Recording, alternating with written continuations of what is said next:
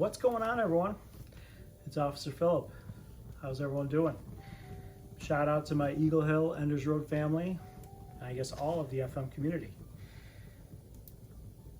Wanted to read you guys the Polar Express. Won't get to see anyone this week. We're all going to be remote. However, I wanted to read a nice story to you guys. It's been a while since I've read something to you. So, let's read the Polar Express. One of my favorite books for my kids. On Christmas Eve many years ago, I lay quietly in my bed. I did not rustle the sheets. I breathed slowly and silently. I was listening for a sound a friend had told me I'd never hear, the ringing bells of Santa's sleigh. There is no Santa, my friend had insisted, but I knew he was wrong.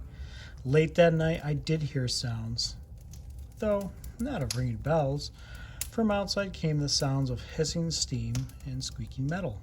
I looked through my window and saw a train standing perfectly still in front of my house.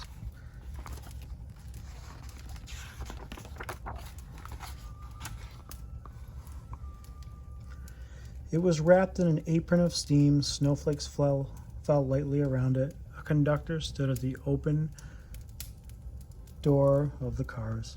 He took a large pocket watch from his vest, then looked up at my window. I put on my slippers and robe. I tiptoed downstairs and out the door. "All aboard!" the conductor cried out. I ran up to him. "Well," he said, "are you coming?" "Where?" I asked. "Why, to the North Pole, of course," was his answer. "This is the Polar Express." I took his outstretched hand and he pulled me aboard.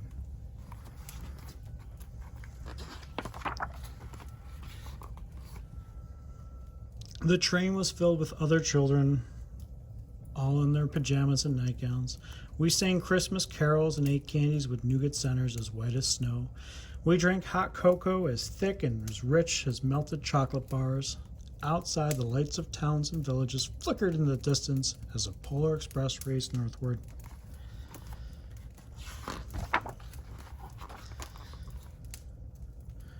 Soon there were no more lights to be seen. We traveled through cold, dark forests where lean wolves roamed and white-tailed rabbits hid from our train as it thundered through the quiet wilderness.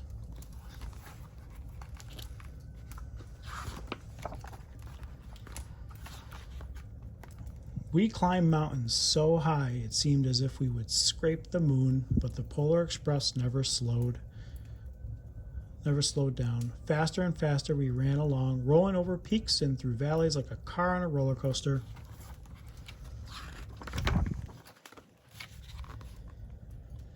The mountains turned into hills, the hills to snow-covered plains. We crossed a barren desert of ice. The great polar ice cap lights appeared in the distance. They looked like the lights of a strange ocean liner sailing on a frozen sea. "There," said the conductor, "is the North Pole."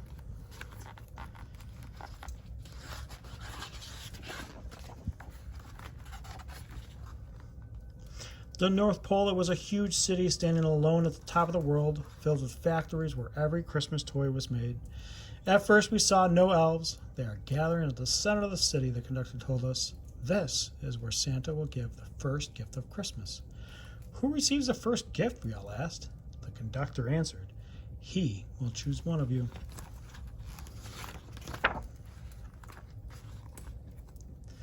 "Look!" shouted one of the children. "The elves!" Outside we saw hundreds of elves.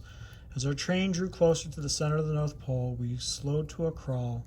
So crowded were the streets with Santa's helpers, when the Polar Express could go no farther, we stopped and the conductor let us outside.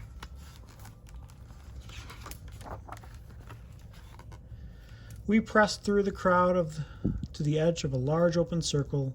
In front of us stood Santa's sleigh. The reindeer were excited. They pranced and paced and ringing the silver sleigh bells that hung from their harnesses. It was a magical sound like nothing I'd ever heard. Across the circle, the elves moved apart and Santa Claus appeared. The elves cheered wildly. He marched over to us and, pointing to me, said, "Let's have this fellow here." He jumped up into his sleigh. The conductor handed me up. I sat on Santa's knee, and he asked me, Now, what would you like for Christmas?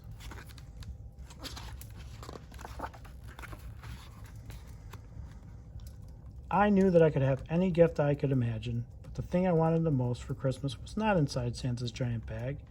What I wanted more than anything was one silver bell from Santa's sleigh. When I asked, Santa smiled. Then he gave me a hug and told an elf to cut a bell from the reindeer's harness. The elf tossed it up to Santa. He stood holding the bell high above him and called out, "The first gift of Christmas."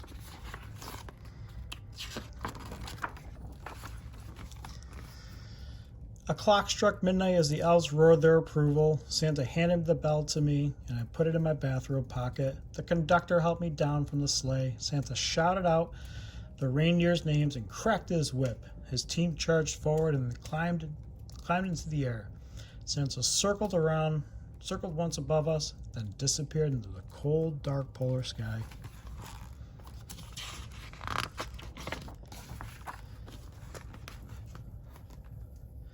As soon as we were back inside the Polar Express, the other children asked to see the bell. I reached into my pocket, but the only thing I felt was a hole.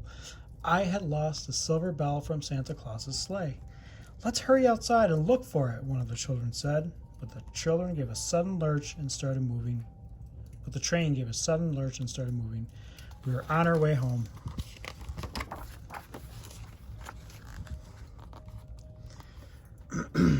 It broke my heart to lose the bell. When the train reached my house, I sadly left the other children. I stood at the doorway and waved goodbye. The conductor said something from the moving train, but I couldn't hear him. "What?" I yelled out. He cupped his hands around his mouth. "Merry Christmas," he shouted. The Polar Express let out a loud blast from its whistle and sped away.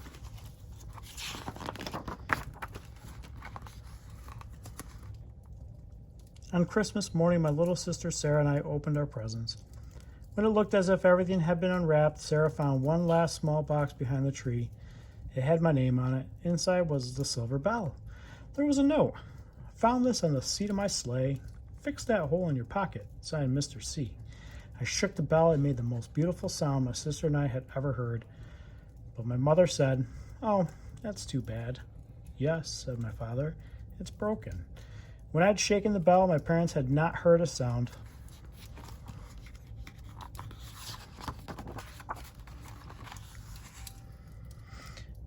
At one time, most of my friends could hear the bell, but as years passed, it felt silent for all of them.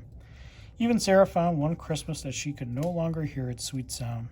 Though I've grown old, the bell still rings for me as it does for all who truly believe. So, from my family to yours, happy holidays, happy new year, and we'll see you guys in January. And spend this time staying home with your family and staying safe and curled up to a nice warm fire. So see you guys later. From Officer Philip. Be great. We'll take care.